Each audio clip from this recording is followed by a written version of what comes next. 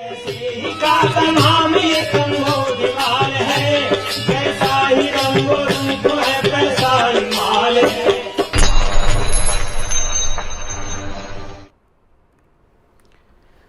मैं हूं शुभम शंकरधर। आप देख रहे हैं मनी 9। स्वागत है आपका मनी सेंट्रल में। मेरे साथ स्टूडियो में मनी 9 के एडिटर अंशुमान तिवारी जी जुड़ गए हैं। सर, बहुत स्वागत है आपका। अंशुमान जी से चर्चा शुरू करें, लेकिन उससे पहले आप देखिए ऑन द शो आज कौन सी खबरें हमारे शो का हिस्सा हैं। शुरुआत होगी त्योहारों से पहले। क्या सस्ता होगा खाने का तेल? थोक महंगाई के भीतर क्या छुपा है? थोक महंगाई के आंकड़े आए, इनको अंदर से खोल के पढ़ने की कोशिश करेंगे। गुलजार है सेकेंड हैंड कार बाजार से भी करने वाला है बड़ी सख्ती। अमेरिका में क्यों नहीं घट रही महंगाई और क्या मस्क के गले फंस गया ट्विटर?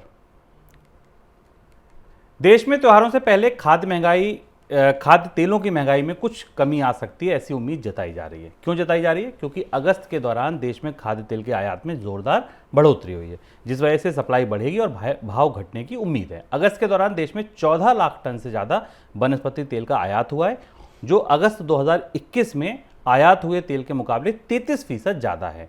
आयात होने वाले वनस्पति तेल में अधिकतर हिस्सेदारी पाम ऑयल, सोयाबीन और सूरजमुखी तेल की होती है। अगस्त के दौरान भी यही हुआ। इन तीनों तेलों के इंपोर्ट में बढ़ोतरी देखने को मिली है। लगभग 10 टन पाम तेल आयात हुआ है। इसके अलावा 2.44 टन सोयाबीन तेल और 1.35 लाख टन सूरजमुखी का तेल आयात हुआ है। सर, कितनी मजबूत दिख रही है आपको ये संभावना खाद्य तेल की कीमतों में कमी की? वैसे अगर आप ओवरऑल खाद्य तेलों के बाज़ार की स्थिति देखें तो जब से हमने अंतर्राष्ट्रीय बाज़ार में खाद्य तेलों की कीमतों में गिरावट देखी है, उसके बाद से लगातार भारतीय बाज़ार में भी खाद्य तेलों की कीमतों में कमी आ रही है। एक और दिलचस्प पैटर्न हमको पूरे एडिबल ऑयल के बाज़ार में दिखाई दे रहा है कि अब धीमे धीमे क्रूड पाम ऑयल का या पाम ऑयल के आयात की जगह सनफ्लावर ऑयल और सोयाबीन ऑयल का आयात भी बढ़ रहा है। लेकिन यहाँ एक महत्वपूर्ण पेच है जो हमको महंगाई के आंकड़े से दिखाई देता है, जो कल हमारे सामने आया। कल हमने देखा कि महंगाई के आंकड़े को जब करीब से देखें तो हमें एक बहुत अजीबोगरीब ट्रेंड दिखाई देता है।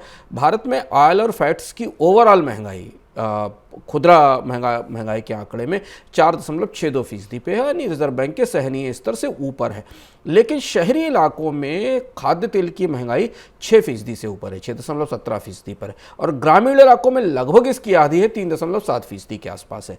यानी अगर आप थोक बाजार की कीमतों को करीब से देखें तो चाहे वो सोयाबीन की या पाम ऑयल की कीमतें देखें तो उनमें हमें अंतर्राष्ट्रीय बाजार के हिसाब से गिरावट दिखाई दी है। खुदरा कीमतें भी कम हुई हैं, पर वो उतनी कम नहीं हुई हैं खासतौर से शहरी इलाकों में, जिससे कि हमें खाद्य महंगाई पर उसका असर दिखाई दे सके। एक पहलू ये है। दूसरा महत्वपूर्ण पहलू ये है कि चूंकि सोयाबीन की और पिछले साल खाद्य तेलों की मांग को लेकर बाजार में एक बेहतर स्थिति बनी थी, तो इस साल बाकी मानसून में बाकी फसलों की परिस्थिति थोड़ी ऊपर नीचे हो, लेकिन तिलहन की बुआई सामान्य रूप से पिछले साल के बराबर ही है, उसमें ज़्यादा कमी नहीं आई है। इसलिए उसका भी असर हमें खाद्य तेल बाजार में मांग और आपूर्ति पर दिखाई देगा। लेकिन अगर तात्कालिक तौर पर खाद्य तेल का आयात और खासतौर से दोनों तरीके का सॉफ्ट ऑयल और पाम ऑयल दोनों के आयात में बढ़ोतरी होती है तो हमें त्योहारों से पहले शायद उम्मीद की जानी चाहिए कि खाद्य तेल की कीमतें थोड़ी और कम हो सकती हैं।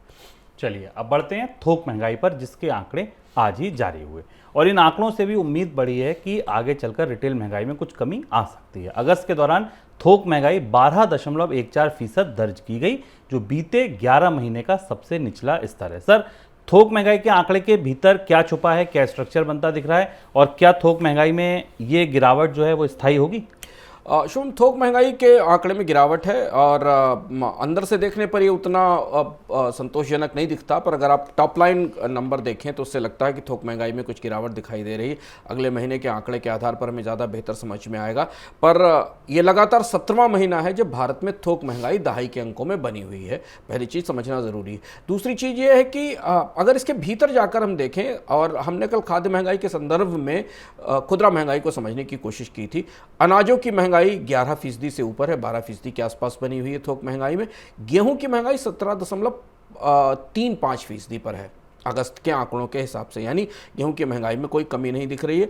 दालों की महंगाई जो खुदरा महंगाई में हमको बढ़ती दिखाई देती, थोक महंगाई में हमें दबाव में दिखाई देती है। तो हो सकता है दालों की महंगाई में आने वाले समय में खुदरा महंगाई में थोड़ी कमी हमें नजर आए। सब्जियों की महंगाई सीजनल है, दोनों जगह एक जैसी दिखाई देती है। सब्जियों में भी आलू की महंगाई काफ़ी ज़्यादा दिख रही है। इसके अलावा जो पेट्रोलियम और क्रूड की महंगाई है वो थोक महंगाई में थोड़ी सी नरम पड़ती दिखाई दे रही है, लेकिन अभी आंकड़ा काफ़ी ऊंचा है। अगर हम क्रूड पेट्रोलियम की महंगाई दर देखें तो 50% से ऊपर बनी हुई है। तो थोक महंगाई, जैसे हमने पिछले महीने देखा था कि पिछले महीने खुदरा महंगाई में कमी आई थी, उससे पहले थोक महंगाई बढ़ी थी, अब आज थोक महंगाई की कमी में गिरावट आ रही है। ये अगले महीने क्या खुदरा महंगाई को और कम करेगी? क्योंकि खाद्य की बास्केट के आधार से देखें, अगर प्राइमरी आर्टिकल्स के तौर पर देखें थोक महंगाई में, तो हमें ये दिखता है कि जो खुदरा महंगाई पर इस बार हमें खाद्य कीमतों में बढ़ोतरी का असर दिखाई दिया, उसकी जड़ यहाँ थोक बाजार में छिपी हुई है। क्योंकि थोक बाजार में सारी चीज़ें जो खाद्य महंगाई को बढ़ाती हैं, उनकी कीमतों में लगातार 12%, 15% से ऊपर की दर बनी हुई, और सब दहाई के अंकों में है। इसके अलावा कुछ और ऐसे महत्वपूर्ण क्षेत्र थोक महंगाई से हमें मिलते हैं। शुभम, थोक महंगाई हमें बताती है कि बाजार में आने वाले समय में, त्यौहार में लोगों की खरीदारी का मिजाज क्या रहने वाला है और उस पर कैसे असर पड़ेगा। जैसे कि टेक्सटाइल की महंगाई करीब 11%, 10.41% के आसपास है, यानी कपड़े महंगे रहेंगे आने वाले समय में, यह थोक महंगाई में बता रही है त्योहार के सीजन में। पेपर और पेपर प्रोडक्ट्स की महंगाई 16% से ऊपर है। केमिकल्स की महंगाई करीब 12.59% के आसपास है। मेटल की महंगाई 11% से ऊपर है। मैं दहाई के अंकों वाली महंगाई दरों की बात कर रहा हूँ। दहाई के अंक से नीचे 8-9% पर कई सारी महंगाई दर दिखाई दे रही हैं। तो मैन्युफैक्चर्ड प्रोडक्ट्स में भी ओवरऑल तस्वीर महंगाई के घटने की है, पर वो क्षेत्र जहां पर उपभोक्ताओं की खपत सीधे प्रभावित होती है, वहां अभी भी थोक महंगाई दहाई के अंकों में बनी हुई है। सोमवार को सरकार की तरफ से जारी खुदरा महंगाई के आंकड़ों में देखें तो शहरों के मुकाबले गांव में महंगाई ज्यादा दर्ज की गई है। ग्रामीण महंगाई की दर 7.15% रही, जबकि शहरों में महंगाई की जो दर थी वो 6.72% रही है। कई राज्यों में महंगाई राष्ट्रीय औसत से ऊपर देखी जा रही है। अगस्त के दौरान रिटेल महंगाई का राष्ट्रीय औसत 7% रहा और 10 राज्यों में महंगाई की दर 7% से ऊपर रही। सर, राज्यों के हिसाब से देखें तो महंगाई की तस्वीर कैसी बनती दिख रही है? राज्यों में ज़्यादातर राज्य, कुछ राज्यों को अगर छोड़ने में आंकड़ा देखने की कोशिश कर रहा हूँ, ज़्यादातर राज्यों को छोड़ दें तो एक तो दो महत्वपूर्ण चीज़ें, अलग अलग राज्यों के आंकड़े हमारे पास हैं इसमें, जिसमें कुछ काम जिक्र भी करेंगे।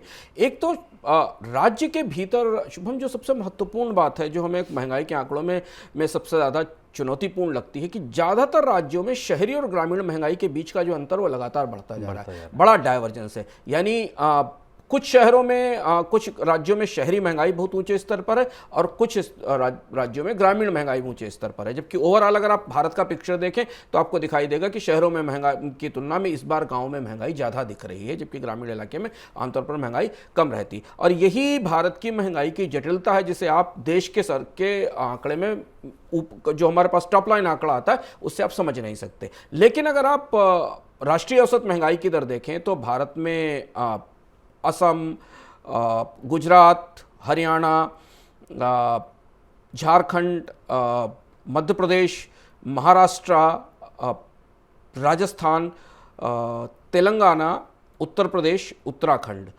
वेस्ट बंगाल, ये इतने ऐसे राज्य हैं जो राष्ट्रीय महंगाई के राष्ट्रीय औसत दर से ऊपर हैं और 1 से 1.5% ज़्यादा। इसमें वेस्ट बंगाल में करीब 9% के आसपास, 8.94% की महंगाई है। शायद सब्जियों की कीमतों का ज़्यादा असर वहाँ की महंगाई की कीमतों पर दिखाई दे रहा है। लेकिन इनमें भी जहाँ पर अर्बन महंगाई काफ़ी ऊँचे स्तर पर है, उनमें हरियाणा और महाराष्ट्र और उत्तर प्रदेश, ये 3 ऐसे राज्य हैं, वेस्ट बंगाल, ये 4 ऐसे राज्य हैं जहां शहरी महंगाई की दर भी 7% से ऊपर है। तो ये महंगाई के नीचे का जो भीतर का हिस्सा है, ये हमें बताता है कि भारत के हर राज्य में महंगाई का टेस्ट जो लोग महसूस कर रहे हैं, महंगाई का स्वाद जो महसूस कर रहे हैं, महंगाई की जो मार महसूस कर रहे हैं, वो बिल्कुल वैसी नहीं है जैसा कि हमको राष्ट्रीय आंकड़े में दिखाई देती है। बिल्कुल, देश में सबसे ज़्यादा महंगाई पश्चिम बंगाल में है। अब समय मनी 9 की स्पेशल रिपोर्ट का। स्पेशल रिपोर्ट आज हम आपके लिए लेकर आए हैं कार के सेकंड हैंड बाजार पर। सेकंड हैंड कार बाजार गुलजार है, उसका हाल शायद छोटी कारों के बाजार जैसा नहीं है। क्या है इस बाजार में खास, देखिए स्पेशल रिपोर्ट। गाजियाबाद में रहने वाले प्रदीप जोशी को कार बेचने के लिए रोजाना 5-6 कॉल आ रहे हैं। अच्छा खासा ऑफर भी दिया जा रहा है, लेकिन प्रदीप का मन फिलहाल कार बेचने का नहीं है। सेकंड हैंड कारों का बाजार इस वक्त गुलजार है और प्रदीप की तरह हजारों लोगों के पास अच्छी डील पर कार बेचने का ऑफर दिया जा रहा है। नई गाड़ियों की कीमतों में हुई बढ़ोतरी की वजह से अधिकतर कार खरीदार सेकंड हैंड गाड़ी का रुख कर रहे हैं। यही वजह है कि देश में नई गाड़ियां उतनी नहीं बिक रही जितनी सेकंड हैंड गाड़ियों की मांग है। मार्च में खत्म हुए वित्त वर्ष के दौरान देश भर में लगभग 31 लाख नई कारों की बिक्री हुई थी, जबकि इस दौरान लगभग 44 लाख सेकंड हैंड गाड़ियां बिक गईं। और इंडस्ट्री का मानना है कि सेकंड हैंड गाड़ियों की ज्यादा मांग का ट्रेंड आगे और बढ़ेगा। वित्त वर्ष 2026 तक देश में 80 लाख सेकंड हैंड गाड़ियों की बिक्री का अनुमान है और उस दौरान नई कारों की बिक्री 43 लाख तक पहुंचने की संभावना, यानी 5 साल बाद देश में जितनी नई गाड़ियां बिकेंगी उससे लगभग दोगुना पुरानी कारों की सेल होगी। सेकेंड हैंड कार बाजार की इसी क्षमता को भांपते हुए यूज्ड कार सेल के कारोबार में कई स्टार्टअप शुरू हो गए हैं। वित्त वर्ष 2021-22 के दौरान देश का सेकेंड हैंड कार बाजार लगभग 23 अरब डॉलर का आंका गया है और अनुमान है कि अगले 5 सालों के दौरान इसमें हर साल 19.5% की ग्रोथ होगी। अभी तक सेकेंड हैंड कार बाजार में या तो असंगठित डीलर्स के जरिए डील होती है या फिर ग्राहक किसी दोस्त, रिश्तेदार या भरोसे के आदमी से कार का सौदा करता है। यूज्ड कार बाजार में संगठित डीलर्स की हिस्सेदारी अभी केवल 20% है, लेकिन अनुमान है कि 5 सालों में संगठित डीलर्स की हिस्सेदारी 45% तक पहुंच जाएगी। इसके पीछे की वजह संगठित डीलर्स की तरफ से कार खरीदार को दी जाने वाली वारंटी के साथ कार बेचने वाले को मिलने वाली अच्छी कीमत भी है। करीब 1 दशक पहले तक यूज्ड कार बेचने पर औसतन जो कीमत मिलती थी उसके मुकाबले अब औसत भाव 40% ज्यादा मिल रहा है, यानी ग्राहक भी संतुष्ट और बेचने वाला भी संतुष्ट, ऊपर से बिचौलिए का मुनाफा अलग। मनी 9 के लिए मनोज कुमार की रिपोर्ट। शेयर बाजार रेगुलेटर सेबी क्या भविष्य में बाजार को लेकर सख्ती बढ़ाएगा? ये सवाल तब उठ रहा है जब सेबी और उसकी चेयरपर्सन की तरफ से कुछ ऐसे बयान आए हैं। क्या बयान आए? जो पहला बयान, सेबी चेयरपर्सन माधवीपुरी ने कहा कि आईपीओ के भाव को तय करने के लिए रेगुलेटर की कोई भूमिका नहीं है। उन्होंने कहा कि आईपीओ का भाव तय करने के लिए संबंधित लोग पूरी तरह स्वतंत्र हैं, लेकिन आईपीओ और कंपनी से जुड़ी सारी जानकारी रेगुलेटर को बताना जरूरी है। दूसरी बात, सेबी चेयरपर्सन ने डेरिवेटिव मार्केट यानी एफ&ओ मार्केट जिसे हम कहते हैं, फ्यूचर एंड ऑप्शन मार्केट में रिटेल निवेशकों के हितों की रक्षा के लिए सख्त नियम बनाने के संकेत दिए। तीसरी बात, सेबी ने private equity fund, venture capitalist fund का कंट्रोल करने वाले लोगों की जानकारी को लेकर सवाल किया है। सेबी की तरफ से पूछा गया है कि वे जानना चाहते हैं कि इन फंड्स को कंट्रोल कौन कर रहा है। सर, तीनों पर आपकी टिप्पणी। सबसे पहले बात आईपीओ की। आईपीओ की बात खास तौर से स्टार्टअप आईपीओ, टेक्नोलॉजी आईपीओ आप उन्हें कह लीजिए, किस तरीके की सफाई सेबी चाहता है? सेबी ने पहली बार खुलकर, सेबी के चेयरमैन माधवीपुरी ने पहली बार खुलकर 3 बेहद महत्वपूर्ण विषयों पर, जिनका सीधा असर हमारे आपके निवेश से है, चाहे वो सीधे स्टॉक मार्केट में होता हो या परोक्ष रूप से म्यूचुअल फंड के जरिए होता हो, इन तीनों के बारे में महत्वपूर्ण संकेत दिए और महत्वपूर्ण टिप्पणियां की हैं। सेबी चेयरमैन ने जो कहा है उसको अगर हम समझने की कोशिश करते हैं, क्योंकि इसका असर हमें आने वाले समय में सेबी के रेगुलेशंस पर दिखाई देगा, यानी सेबी जो नियम तय करेगा स्टॉक मार्केट के लिए वो इसकी छाया में बनेंगे। सेबी के चेयरमैन ने सबसे पहले जो आईपीओ के वैल्यूएशन को लेकर सवाल जो उठ रहे हैं उनका जवाब देने के लिए किए, और उसमें हमें एक नीतिगत संकेत मिलता है। सवाल क्यों उठ रहे हैं? सवाल इसलिए उठ रहे हैं क्योंकि हमने पिछले साल अक्टूबर नवंबर दिसंबर में भारत में कुछ बड़े स्टार्टअप कंपनियों के आईपीओ आते देखे थे, पेटीएम, जोमेटो, और उसके बाद उनमें हमने काफ़ी उत्साह देखा था, और उसके बाद उनके निवेशक ही, जो प्रमुख निवेशक थे, वही उन कंपनियों से स्टॉक बेचकर बाहर निकल गए, और जो सामान्य निवेशक जिन्होंने उसमें निवेश किया था उन्हें भारी नुकसान हुआ। इसके बाद बाजार में यह बहस पिछले 6 महीने से गर्म है कि क्या शेयर बाजार को गलत ढंग से प्राइसेस तय करके, कीमतें तय करके स्टॉक्स बेचे गए थे और छोटे निवेशकों को गलत कीमत बताई गई थी, जबकि कंपनी की वो का सही वैल्यूएशन नहीं था। ये बात अप्रूवल के बाद, सेबी की मंजूरी के बाद, पब्लिक इशू लॉन्च होने के बाद, लोगों का निवेश आने के बाद सेबी को समझ में आई, और सेबी ने इसके बाद बहुत सारे बदलाव किए। इसका नतीजा ये हुआ कि कई स्टार्टअप आईपीओ के, टेक कंपनियों के आईपीओ फंसे हुए हैं, जिसमें स्नैपडील भी है, जिसमें ओयो भी है। सेबी चेयरमैन ने एक महत्वपूर्ण बात कही। उनका एक कहना था कि हम कैपिटल कंट्रोल एक्ट के ज़माने में नहीं रह रहे हैं। सही बात है, क्योंकि कैपिटल कंट्रोल एक्ट इंडिया में ख़त्म हो चुका है। सरकार, कोई कंपनी अपनी कैपिटल की कीमत क्या तय करना चाहती है, इसे सरकार तय नहीं कर सकती, और यही वो एक्ट था जिसको ख़त्म करके सेबी लाया गया था भारत में। लेकिन माधवीपुरी ने फिक्की के इस कार्यक्रम में कहा कि हम ये चाहते हैं कि आप जो भी कीमत तय करें, उस कीमत को तय करने का तर्क बाजार को जरूर बताएं। और उनका इशारा इस बात की तरफ था कि कोई कंपनी जो 6 महीने पहले, 3 महीने पहले अपनी इक्विटी किसी व्यक्ति को प्राइवेट प्लेसमेंट के लिए 100 रुपए शेयर की कीमत से बेच रही है, वही स्टॉक वो 3 महीने 4 महीने बाद वही इक्विटी 450 रुपए में कैसे बेच सकती, बाजार में कैसे बेच सकती, अगर वही कंपनी की वैल्यूएशन है। और यही सेबी का दायित्व और जिम्मेदारी है, और जो सेबी के चेयरमैन ने इस सवाल को उठाया है, और उनके सवाल से हमें संकेत मिलता है कि शायद सेबी अब आईपीओ की प्राइसिंग को लेकर ऐसे नियम तय करेगा जिसमें अगर पिछले 1 साल 1.5 साल के अंदर कोई इक्विटी डील हुई है उस कंपनी की और उसमें कोई शेयर होल्डर नया आया है और उसे जिस वैल्यू के ऊपर शेयर बेचा गया है लगभग उसके आसपास की बेंचमार्किंग की शर्त रखी जाएगी। और अगर वो कीमत बढ़ाकर कंपनी आईपीओ का प्राइस करती है तो उसे निवेशकों को बताना होगा कि उसने 100 रुपए के स्टॉक्स पर 450 रुपए की कीमत क्यों रखी है और इससे क्या होने वाला है। यह बेहद महत्वपूर्ण सुधार है। टेक कंपनियों के आईपीओ भारत में आने के लिए तैयार बैठे हैं। कई सारी टेक कंपनियों की कीमतों को लेकर बाजार में बहुत सारा सवाल है।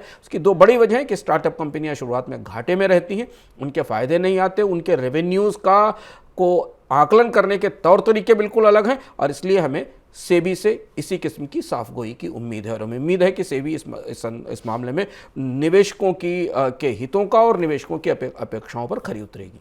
दूसरा सवाल सर, फ्यूचर ऑप्शन बाजार से, यहाँ सेबी किस तरीके के नियमों पर विचार कर सकता है? सेबी, ये दूसरा बाजार है। यहाँ भी सेबी चेयरमैन ने बड़ी दो टूक बात कही। सेबी चेयरमैन ने कहा कि भारत कोई नैनी स्टेट नहीं है, भारत कोई छोटा देश नहीं है जहाँ पर लोग फ्यूचर ऑप्शन में ट्रेडिंग ना करें। हम किसी को रोक नहीं सकते, लोग फ्यूचर में जाएं और ऑप्शन में ट्रेडिंग करें। उनका यहाँ सेबी का कहना यह था कि फ्यूचर और ऑप्शन की ट्रेडिंग में डिस्क्लोजर्स और स्पष्टता जो होना जरूरी है, ये पता चले कि कौन किसका पैसा कहाँ से फ्यूचर और ऑप्शन में जा रहा है। हमने फ्यूचर ऑप्शंस पर मनी सेंट्रल में विस्तार से एक बार चर्चा की थी। हमने ये पाया था पिछले दिनों में, पिछले 6-7 महीनों में बाजार के कारोबार में मनी सेंट्रल की टीम ने आपको बताया था कि जैसे कैश सौदों में सेबी ने सख्ती लागू की है और कैश सौदों में अब सेबी के नियमों के कारण टर्नओवर कम हो रहा है, ज़्यादातर निवेशक अब फ्यूचर और ऑप्शन और डेरिवेटिव्स की तरफ जा रहे हैं। इस तरीके की चर्चाएं भी अखबारों में छप रही थी कि बहुत सारे अनजान निवेशक, बहुत सारे लोग जिन्हें ऑप्शन और फ्यूचर ट्रेडिंग की रिस्क की जानकारी नहीं है, वो भी थोड़ी सी से निवेश पर लाभ के लिए यहाँ जा रहे हैं। सेबी ने यहाँ दखल किया है। इसका मतलब सेबी को इस बात की भनक लग चुकी है कि फ्यूचर ऑप्शन में सब कुछ साफ सुथरा या ठीक ठाक नहीं है। हमें उम्मीद की जानी चाहिए और हमें लगता है कि आने वाले कुछ दिनों में, 2-3-4 हफ्तों में सेबी शायद ऑप्शन फ्यूचर ट्रेडिंग के नए नियम बाजार में जारी करेगा, और जिसके बाद ये स्पष्ट होगा कि सौदों की पारदर्शिता कैसे परखी जाए और लोगों के नुकसान कैसे कम से कम किए जा सके। सर, वीसी फंड को लेकर मेरा तीसरा सवाल, यहां सेबी को शक क्यों है? यहाँ सेबी ने बड़ा शक जाहिर किया, और यहाँ 2 घटनाक्रम हमारे पास कल के आते हैं। एक तो केंद्र सरकार ने, वित्त मंत्रालय ने वीसी फंड यानी वेंचर कैपिटल फंड्स के टैक्स संबंधी नियमों को, उनकी सुविधाओं, उनको मिलने वाली रियायतों और नियमों की समीक्षा के लिए पूर्व सेबी चेयरमैन एम दामोदरन की अध्यक्षता में कमेटी बनाई है। वो कमेटी अपनी रिपोर्ट देगी, क्योंकि भारत में स्टार्टअप्स में बहुत बड़ा निवेश वेंचर कैपिटल फंड्स का भी है, एंजल इन्वेस्टर्स का भी है, और जो प्राइवेट इक्विटी इन्वेस्टर्स है उनका भी है।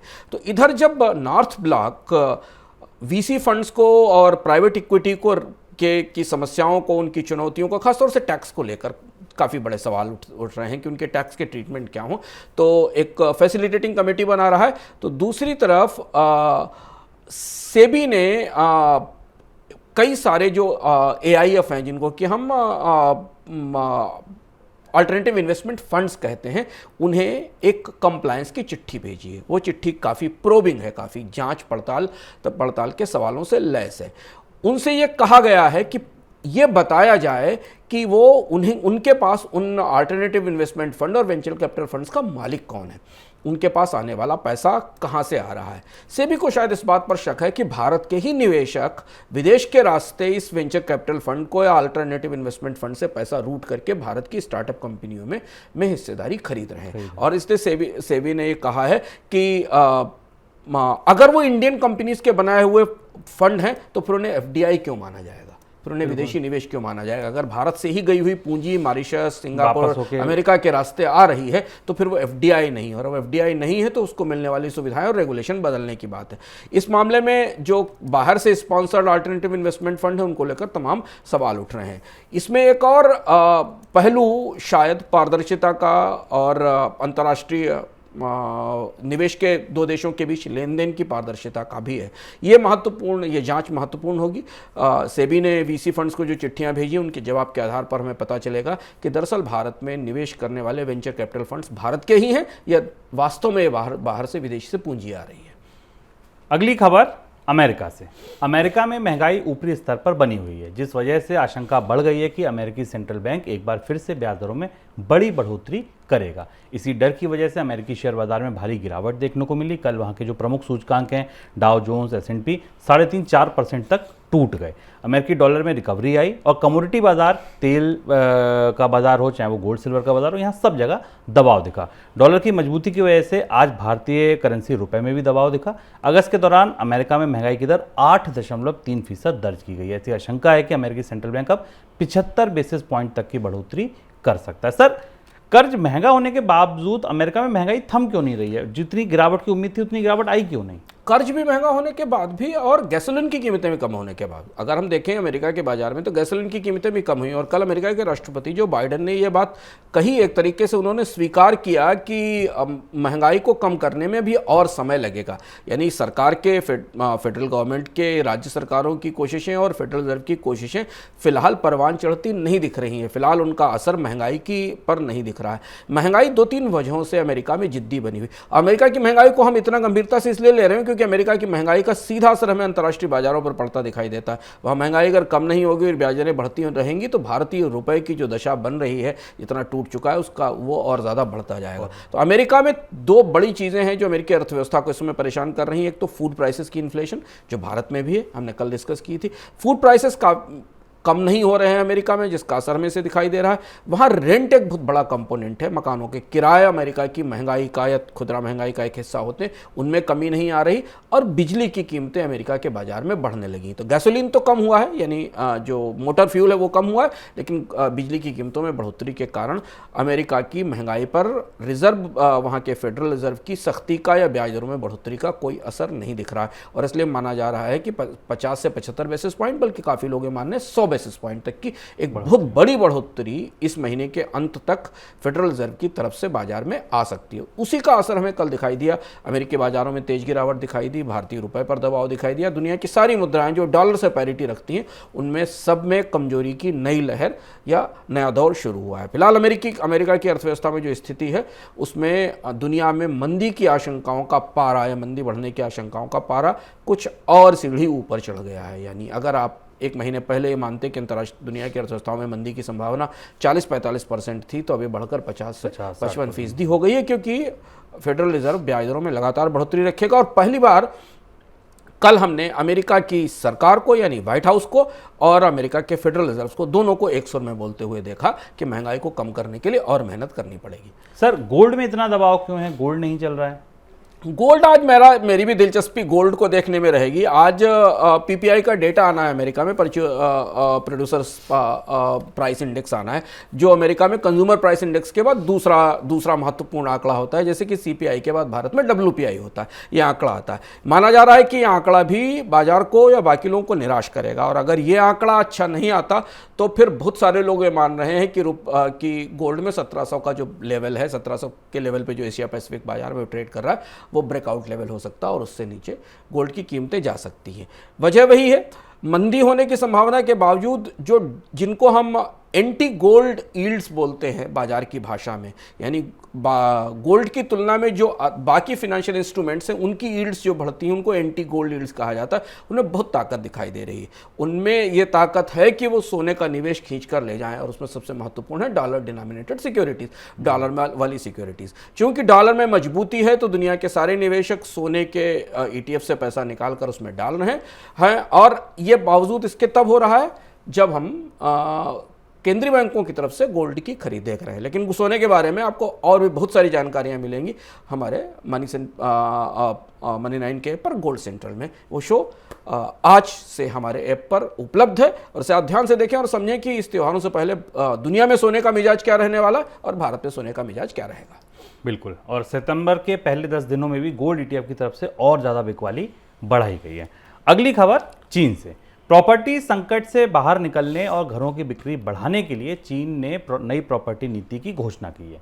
चीन में कई राज्यों की सरकारों ने अपने स्तर पर प्रॉपर्टी खरीद और उस पर कर्ज के नियमों में ढील दी है। 24 शहरों में अभिभावकों को ये छूट दी गई है कि वे अपने बच्चों के लिए घर खरीद सकते हैं, उसको फंड कर सकते हैं। दक्षिणी चीन में कई शहरों में घर खरीद पर सब्सिडी और आसान कर्ज की व्यवस्था की जा रही है। चीन में कुछ क्षेत्र ऐसे हैं जहां पर दूसरे राज्यों के लोगों को प्रॉपर्टी खरीदने की छूट नहीं थी। अब इन क्षेत्रों में भी वो लोग प्रॉपर्टी खरीद सकते हैं जो अब तक नहीं खरीद सकते थे। इस नियम को भी वहां से हटा लिया गया। सर, चीन में हमेशा देखते हैं कि पूरी कोशिश जो होती है वो प्रॉपर्टी के बाजार को सपोर्ट करने की होती है, और चीज़ें अगर खराब हो भी रही होती हैं तो ठीक है, धीरे धीरे सही हो जाएंगी। प्रॉपर्टी पर एकदम सतर्क दिखती है सरकार, जहां मकान गिराने की नौबत आ जाए, नए मकान को बनाने की नौबत आ जाए, ऐसा क्यों? सतर्कता यहाँ इतनी ज़्यादा क्यों है? चीन की पूरी अर्थव्यवस्था और भारत की अर्थव्यवस्था की अगर हम तुलना करें तो इससे भारत में सारी कोशिशें ऑटोमोबाइल के आसपास घूमती रहती हैं। हम कैसे नापते हैं बाजार में कि डिमांड कैसे बढ़ी, बाइक बिकना शुरू हुई कि नहीं, कारें बिकना शुरू हुई कि नहीं हुई, क्योंकि भारत की मैन्युफैक्चरिंग में ऑटोमोबाइल का हिस्सा काफ़ी बड़ा है। उसी तरह चीन के जीडीपी में रियल एस्टेट का हिस्सा करीब करीब 29% है, यानी 30% के आसपास का जीडीपी रियल एस्टेट से आता है चीन का। और इसीलिए चीन की अर्थव्यवस्था अगर मंदी में जाएगी या मंदी से उभरेगी तो इस बात पर निर्भर करेगा कि चीन का रियल एस्टेट मार्केट या चीन का हाउस कंस्ट्रक्शन मार्केट कैसे ग्रो कर रहा है। टोटल बैंक लोन्स का 40%, किसी भी दुनिया के देश में इतना बड़ा हिस्सा नहीं होगा किसी एक सेगमेंट में गया हुआ एक उद्योग में। 40% हिस्सा चाइना के बैंक लोन्स का प्रॉपर्टी मार्केट में जाता है।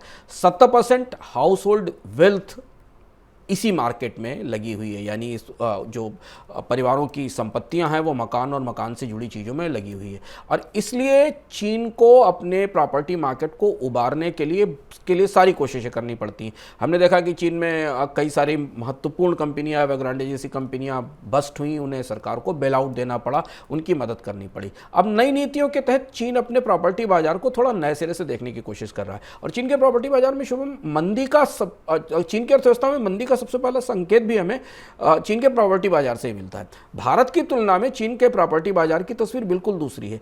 11 महीने के लोएस्ट लेवल पर है चीन में प्रॉपर्टी के प्राइसेस जुलाई में।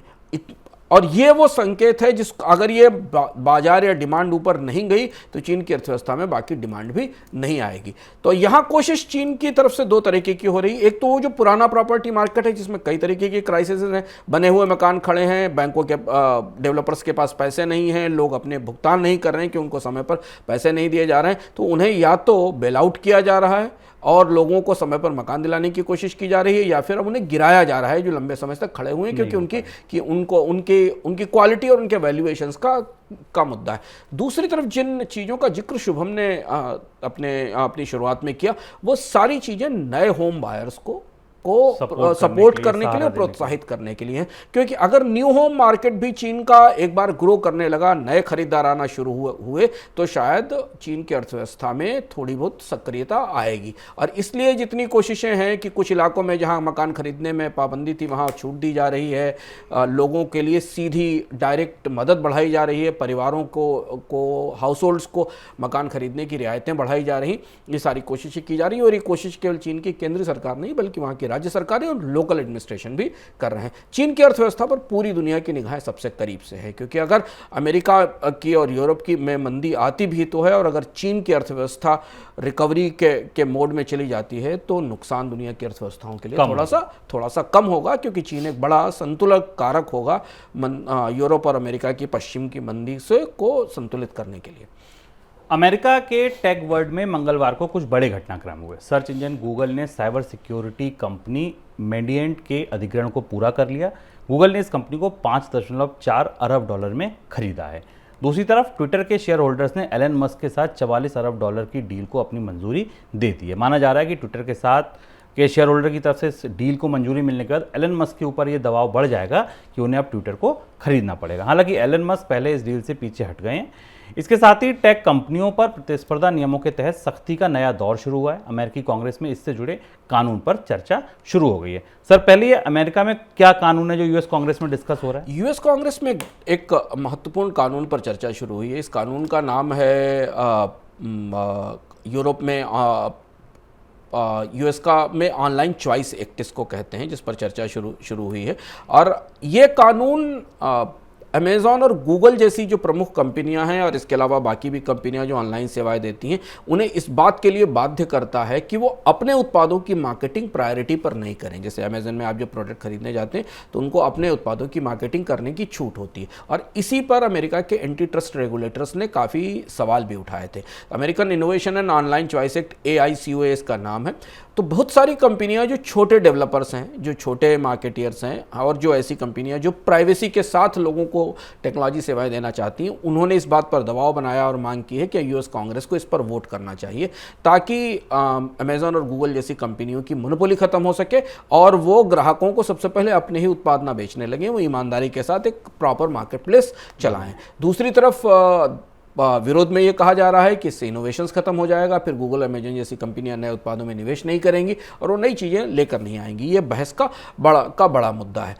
दूसरी तरफ यूरोप में गूगल पर, अल्फ़ाबेट पर अगर आप कहें तो अल्फ़ाबेट पर 25 बिलियन यूरो का, करीब 25.4 बिलियन डॉलर का एक डैमेजेस क्लेम आया है यूरोप के जो एंटी ट्रस्ट या जो एंटी कंपटीशन रेगुलेटर्स हैं उनकी तरफ से। ब्रिटिश, डच और फ्रेंच रेगुलेटर्स ने यूरोप पर अल्फ़ाबेट पर ये मुकदमा दायर किया है, और ये मुकदमा सिर्फ इसी के लिए दायर किया है कि जो गूगल अपने सिस्टम पर एडवर्टाइजमेंट प्रमोट करता है या जो एडटेक टेक्नोलॉजी का इस्तेमाल करता है, वो प्रतिस्पर्धा के विरोध में है। ये केस अभी शुरू हुआ है, इसकी पर काफ़ी दुनिया की निगाहें हैं। अगले कुछ दिनों में इसकी कुछ और जानकारी हमारे सामने आएंगी, तो हम इसे लेकर फिर मनी सेंट्रल में आपसे विस्तार से चर्चा करेंगे।